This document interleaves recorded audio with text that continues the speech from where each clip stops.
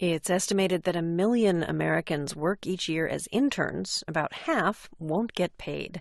And a small class of unpaid interns is questioning that practice. They're suing a major Hollywood studio, Fox Searchlight, claiming they should have been compensated for their work on a recent film.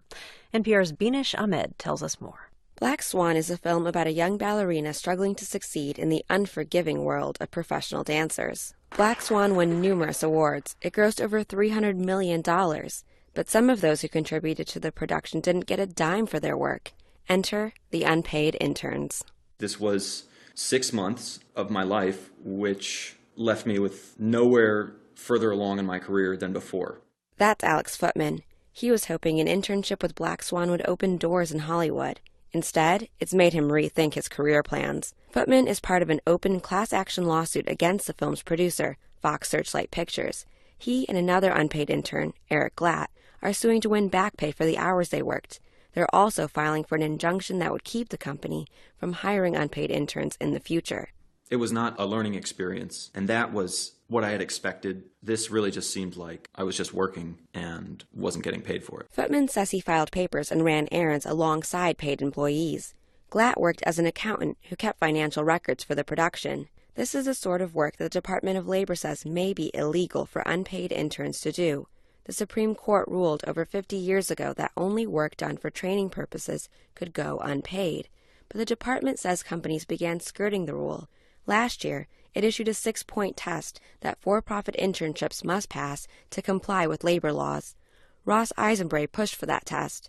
He's the vice president of the Economic Policy Institute, a think tank that looks at life for working-class Americans. Really, the essential ingredient is that it has to be for the benefit of the intern, not for the benefit of the employer. Internships are now an almost essential first step on the career ladder, says Phil Gardner. He directs the Collegiate Employment Research Institute at Michigan State University. He says companies don't pay interns because they can get away with it.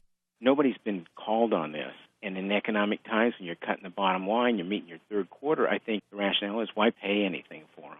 Gardner says interns don't know what to expect from employers or what laws they might be breaking. Since interns hope to land a paid position, they aren't likely to file complaints. But some think companies are just as hard-pressed as job seekers in the current economy.